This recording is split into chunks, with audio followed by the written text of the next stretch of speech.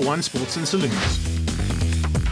With enough competitors entered, we had to split the fields into classes A, B and C and separately into D and E.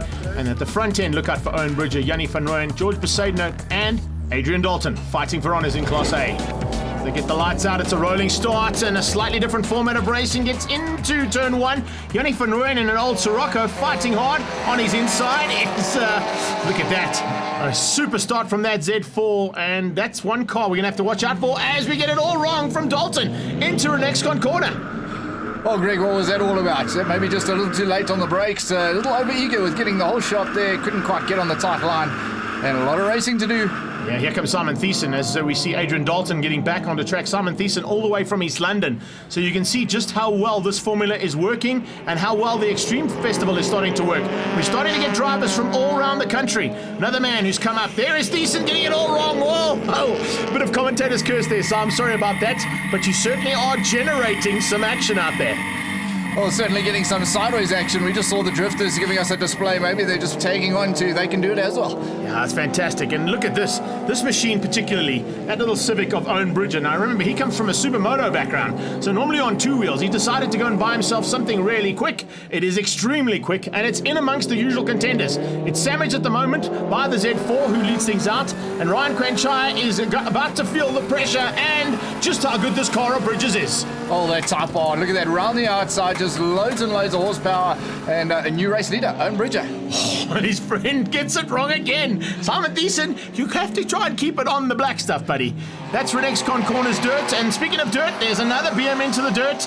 And Divi de Villiers getting it all wrong in the custom shop BMW. Sideways action galore. That's what we've come to see, though. That's what the crowds on the side banks are watching. On board with Bruce Turner and trying to get up the inside. That looks like off the Mini. Yes, it is. The Mini there of Sherritt, but Bruce Turner's giving him hell. And that man has built that car himself, right from scratch. He's part of the Speed and Sound team, and the Speed and Sound, of course, the big sponsors on this one. At the front end, though, Bridges managed to get through, and Quanchai under massive pressure now. That Type R is just so well balanced around the track. As I say that, maybe a little bit of commentators, because what is going on into the pit wall? And that Z4 gets it all wrong. Completely wrong, and that is going to be a costly outing there for Ryan Quanchai. Got it all wrong, put it into the wall. There you can see from the replay, all on his own, just couldn't catch it. Puts it in the wall, and then you'll see him just get across the track to get out of the way of the oncoming traffic. It's not a bad option there, considering the checkered flag was out. That was right on the last corner, and an extremely costly outing there for Ryan Quanchai. Speaking of extreme, that's going to be Owen Bridger moving up to the extremes in the Honda Civic. It's so fast, they bumped him into an invitational class. That means Yanni van Rooyen wins A's, Truta wins B's, and the C's went to Ron Haramsa. Well, like we said, we had such big numbers, we had to split the classes, and this is Class D and E, with Vaughan Oberdal leading in the new M3. Yeah, nice to see a new car out there. He stepped out of the Porsche 944 Turbo and Class C, dropped down to the D's and leads things out in his first outing in that new machine. But he's got Buerta and Smit, who's already starting to put pressure on. There you can see once again, it's going to be Ralphie Kearns coming through and looking to try and get as quickly to the front as possible. As we go on board here with Sean Cross, about 4 or 5 cars back. Now he's come out of a class that races on the northern regions and has stepped up to the Extreme Festival for the first time. Greg, I'm amazed to see the variety of cars on the circuit here. You've got anything from a VW Golf to a Porsche. Must be fantastic to watch. Yeah, and almost every single version of the Golf is out there. 1s, 2s, 3s, 4s, even up to Golf 7s by the looks of things. But yeah, on the brakes comes the Magan, trying to sneak through and nearly sneaks through. Lawrence Tolliard has been at it in that Renault Magan for a while.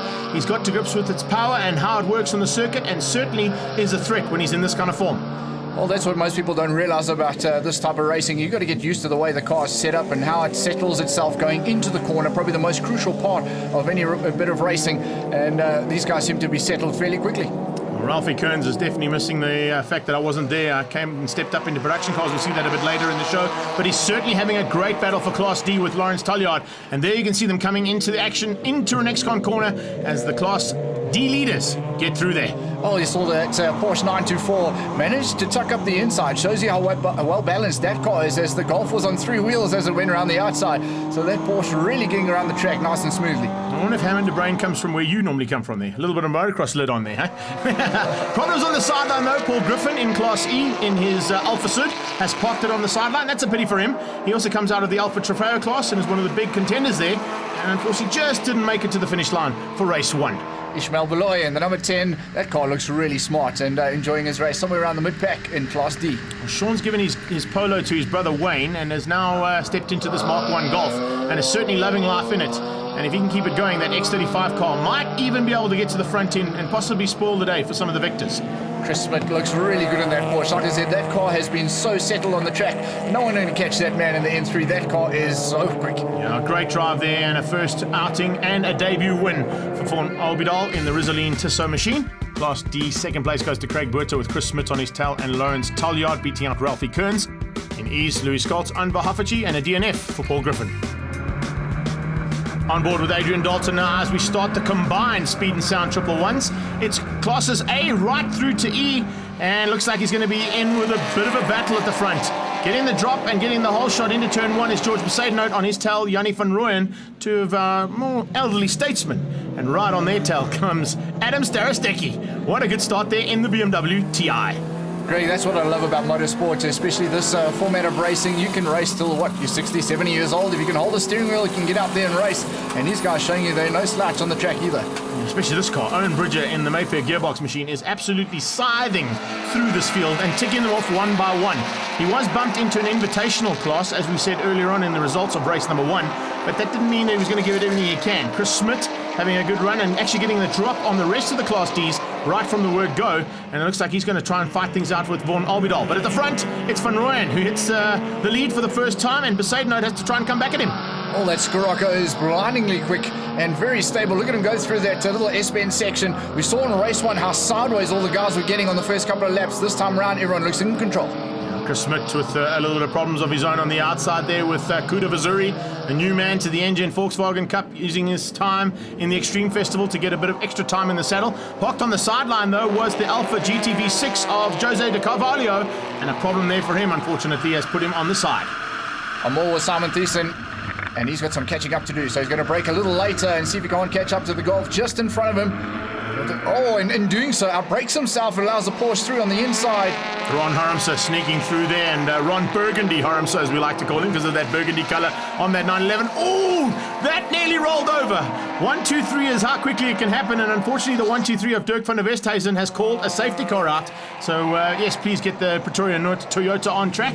We need a little bit of safety car situation. Green flags once again though, and now Dalton is on the tail of Yanni van Rooyen. Oh, good to see we were on board with Adrian Dalton at the start, and he's into a fighting position now and straight away wants to go at the front, but Yanni van Rooyen shuts the door. 8-valve performance and extra shoes, and look at that, here comes Owen Bridger around the outside in that Civic. A Type R, as you mentioned, very, very quick around here, and you can see when he was on board just how easy he passed cars. Adrian Dalton's not going to make it easy for him though. Look at that. Look at the concentration there on Adrian Dalton's face.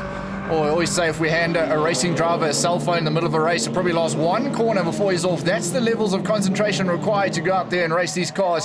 And look at that, the Type R is blindingly quick, and a super motor rider in the past, so it'll be very aggressive as well. Speaking of aggressive, in second place is the big Jaguar. Look at that, the big black cat hauling around Castrol Magnatech, also with some Castrol sponsorship on the side of that.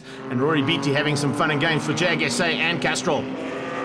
Well, once again, just amazed to see the wide range of cars that are out there on the track, and whether you're in a Jaguar or a VW Golf, oh, him and the brain off the track.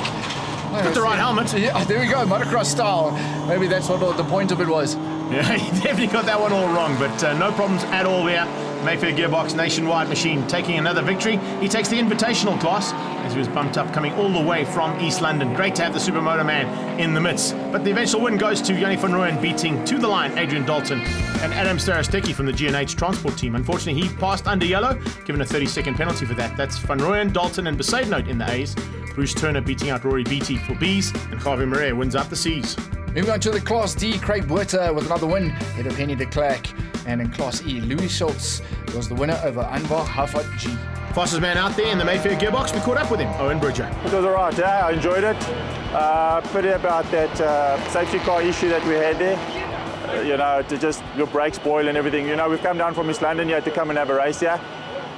I didn't expect the car to perform as well as what it has here.